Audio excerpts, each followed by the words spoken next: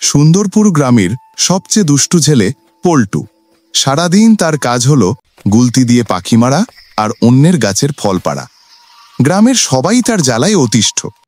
একদিন পল্টু বনের ধারে একটা বড় শিমুল গাছে মস্ত এক মৌচাক দেখল। তার মাথায় দুষ্টু বুদ্ধি চাপল। সে ভাবল, আজ মৌমাছিগুলোকে একটু ভয় দেখাবো। পল্টু পকেট থেকে গুলতি বের করে তাক করল। সাঁই করে পাথর ছুঁড়তেই সেটা সোজা গিয়ে লাগলো মৌচাকে। ব্যাস, হাজার হাজার রাগী মৌমাছি ভন ভন করে পল্টুকে তাড়া করল। পল্টু ওরে বাবারে বলে এক মস্ত দৌড় দিল। বাঁচার জন্য সে সোজা গিয়ে ঝাঁপ দিল গ্রামের পচা পুকুরে। ঝপাং! কিছুক্ষণ পর পানি থেকে উঠে দেখল কামড় খেয়ে তার নাক মুখ ফুলে একেবারে ঢোল হয়ে গেছে।